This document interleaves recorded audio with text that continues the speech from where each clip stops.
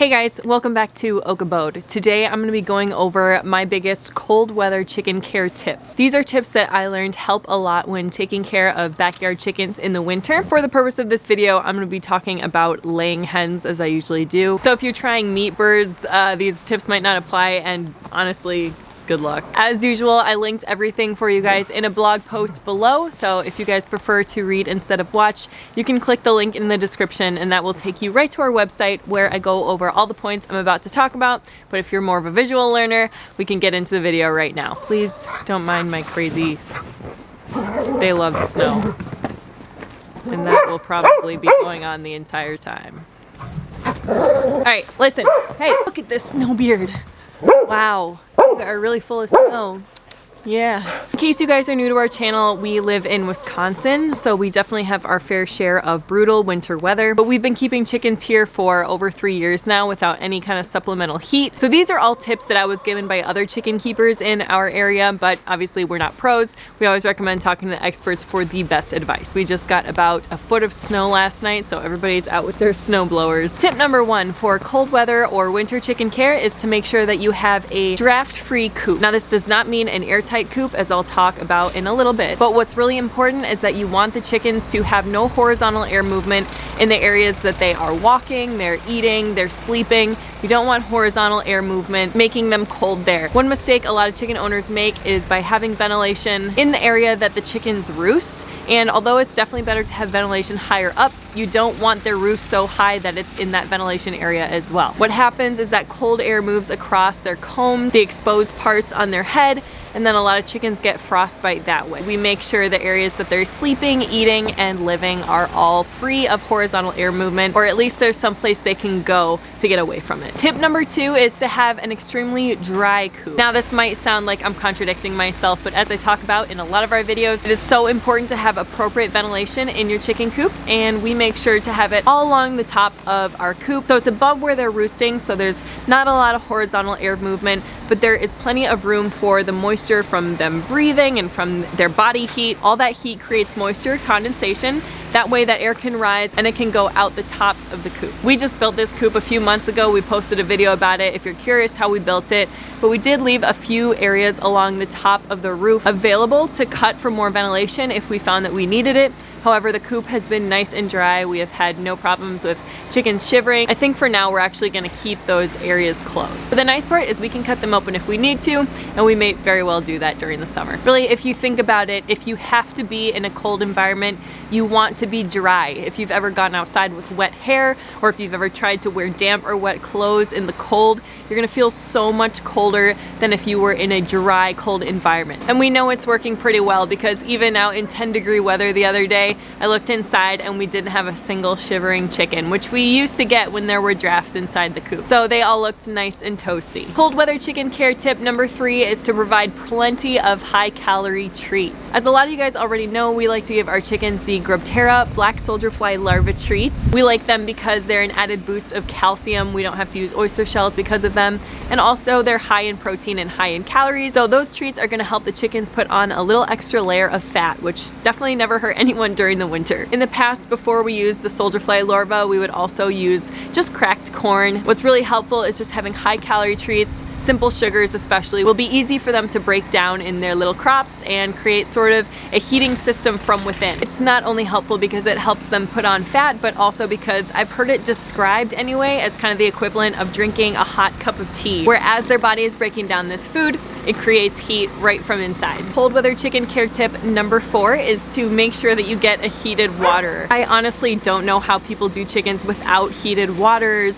There is no trick. We have tried every hack in the book. We're using ping pong balls and water bottles filled with salt water floating in the water. Trust me, nothing works if you're in a climate like ours anyway that gets well below freezing. So even though it's tempting just to go for the cheaper heater when you're buying your supplies, it's well worth investing in the heated water in my experience, because we always bought the non-heated ones, and then as soon as winter hit, we ended up buying the heated ones, and it's a lifesaver. I linked the one that we use for you below. I know some people have mentioned that they like the heated nipple drinkers. We can't use the heated nipple drinkers. Number 1, because our girl Reptar has crossbeak and she can't effectively drink from those nipple drinkers. So we have to have an open space that she can drink water from. But I've also heard that the little nipple parts tend to freeze in really cold weather, and that's just not something that I want to have to worry about when it is 5 degrees outside and I'm nice and toasty inside.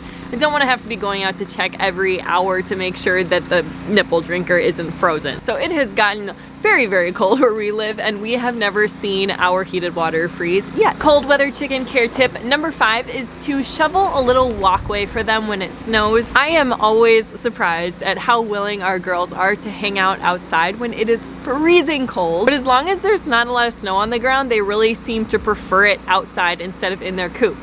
That being said, even sometimes if there is the smallest layer of snow on the ground, they really prefer to stay inside the coop unless we shovel a walkway for them. Now we do want to keep it as clean in their coop as possible, so when we get a lot of snow like we did last night, we like to shovel a little walkway for them so that they can get to the areas that are already covered and they can hang out happily there instead of being stuck inside all the time. If you have a covered run and you can put something over the top to prevent the snow from getting inside, that's kind of an added bonus where you won't even have to shovel. This is also kind of why we like having a raised coop instead of one that's on the ground, because once we shovel a little walkway, they find their way under the coop and they're perfectly happy to hang out under there. Tip number 6 is not one that we've done personally, but I do have some neighbors that like to surround the run in order to stop horizontal air movement there as well. So I've seen people surround it with kind of the sheet plastic like we used last year, but also I've seen people stack straw bales around the run, and that just reduces the amount of horizontal air movement, so they're gonna be a lot warmer down there. Again, you really don't want to seal the whole thing up, of course. There should be plenty of ventilation around the top so that moisture can escape, but providing them some protection from elements and from the wind horizontally around the run is going to be very appreciated by them. Cold weather winter chicken care number 7 is to use deep litter compost. You guys are probably so sick of hearing me talk about the deep litter bedding method, but it changed our lives. It is so much easier for us and so much healthier for the chickens than trying to keep a perfectly clean coop all the time. It does take a little skill and a little practice to get right, but it is well worth the time learned. If you have properly done the deep litter bedding, what happens is as the organic material is breaking down, it actually releases heat in the process, which is why a properly done pile of compost during the summer is actually hot to the touch, and that's why it gets to the temperature it needs to kill seeds and weeds and that kind of thing. It doesn't happen nearly on that extreme of a level when it's in the chicken coop because it's a very small amount of compost, but when done properly, that will actually work as an organic, non-electric sort of heat inside the coop. I'm gonna be completely honest with you guys, I've never actually really felt it feel warm to the touch, so I don't think we're 100% perfect on it, but if nothing else, it provides a really solid layer of insulation that will help trap the heat that comes from the chickens' bodies, especially right where they're hanging out. So I'm a huge proponent of the deep litter method, especially for cold weather chickens. I know we had a few people ask why we didn't leave more clearance for the deep litter bedding in this new coop, and we're going to. We just have to add a little shelf there. We haven't gotten to it yet because it's been fine the way it is, but we're definitely still using the deep litter method in this coop. Just to prove to you guys that they're not wanting to be outside right now. They're very happy in their coop. We'll give them a little bit of sunlight though. Cold weather chicken care tip number 8 is to use caution when using supplemental heat. There are 2 reasons to be cautious of supplemental heat in the chicken coop. Number 1 is because of obviously a fire hazard. Certain forms of supplemental heat have a lot more risk than others. One thing that drives me crazy is how often people still use heat lamps. We have so much better ways now. It's 2021 than using heat lamps. You guys can hear me rant about why we will never use heat lamps in our coop in other videos if you want. Long story short, if you are going to use a form of supplemental heat, I would lean more towards products that do not get as hot as a heat lamp. So they make kind of these hot plates that are more warm than hot. They're still electric, but they're meant to be an area for chickens to go and warm up if they need to. I'll link those for you guys below. We don't use them, but it's an option.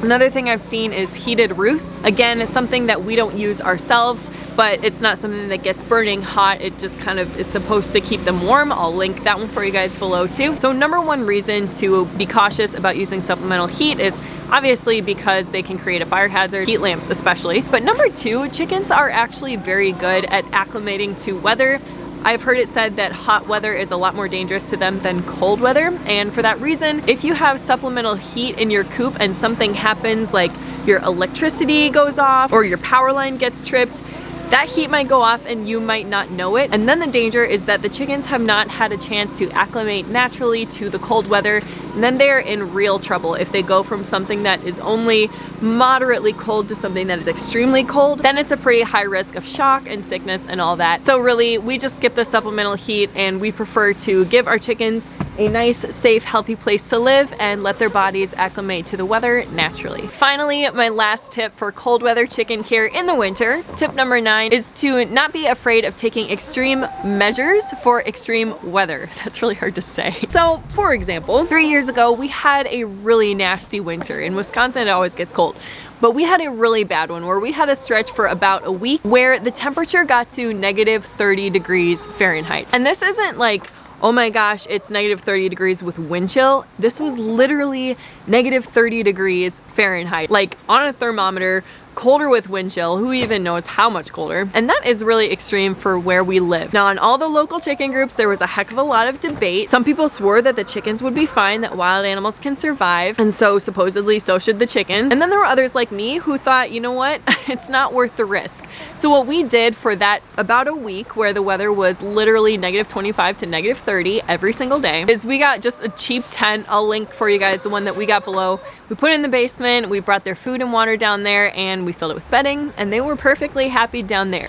You do want to be careful with this because obviously if you bring them inside and it is 70 degrees inside and then you throw them back out into the cold a week later and it's still 0 degrees, that's not going to be good for the chickens. Fortunately for us, the one time this is a fortunate thing is that our basement is extremely cold. So especially during that cold spell, it was probably about 40-45 degrees. And I made sure that when I brought them back out, it was well above 0 degrees. I wanted to say it was like 15 to 20 degrees. So it wasn't a crazy change. But you want to know what happened to all those people who didn't bring their chickens in? I can't tell you what happened to all of them, but I will tell you that a lot of people reported not that their chickens froze to death, interestingly and good, but a lot of people reported that their chickens got sick very soon after that spell and they weren't able to make it through the rest of the winter. So again, it's not that if they're surviving, it's okay. A ton of people had very sick chickens, so then they were bringing them inside and trying to nurse them back to health, and sadly by that point it was too late. And I hate the argument that wild animals can do it, so the chickens should too, because wild animals are not trapped in one spot. They can move freely, they can find a place that is better suited for extreme weather if they need to. Your chickens are stuck in the coop that you built them with the resources that you're giving them. They are entirely dependent on you, and I'm a firm believer that even though our chickens are out in -5, -10 degree weather sometimes, especially at night, -30 degrees is just extreme, and if it happens again, I will gladly do the same thing again. Actually, interestingly, we found out after that cold spell, they lost a lot of wild birds too. The spring population was severely reduced. So just don't be one of those all or nothing people. Some people swear by putting a ton of supplemental heat in there and making them as cozy as they can the whole time, and then other people swear that they should just find their own way and be fine because they're animals. There is a happy medium and you can use your best judgment. I know I'm gonna get this question in the comments. Unfortunately, I cannot tell you how cold of weather is okay for chickens. That's just something that you're gonna have to talk to your local group and get local expertise on, because there's so many factors. The amount of precipitation you get, how drastic, how sudden the weather changes are, humidity, food sources, the coop. Obviously, all I can do is give you the tips that have helped me, but I recommend you talk to people who are local to your area as far as chicken keeping goes, and they will have probably the best of the best advice for you. Obviously, in addition to all these tips, making sure they have shelter, plenty of food, and plenty of water throughout the winter. Oh my gosh, your chickens cannot survive on snow for water. That's not only horrible, but they can't survive on that. So please don't expect that. Plenty of food, plenty of water, draft-free coop, and ventilation are pretty much the biggest ones, and if you give your chickens those, you're gonna be surprised at how well they do in the winter. Like I said, I worry about them more in the heat of the summer. I am very curious on your cold weather chicken care and winter chicken care tips, so if you have any, please leave a comment below because I'm sure I'm missing some. If you're not already following us on Instagram, our Instagram handle is oak_abode, and of course, if you haven't already subscribed to our channel, we would love if you would hit that subscribe button so that you can join us again in the future. Thanks again again for watching, guys, and thank you to everyone who has reached out on Instagram or in comments to show me their coop and their new chickens. It's been a lot of fun seeing y'all's setups, and it's January, so we are so close to new chicks in a few months in the spring. Thanks for watching, guys. We will see you next time.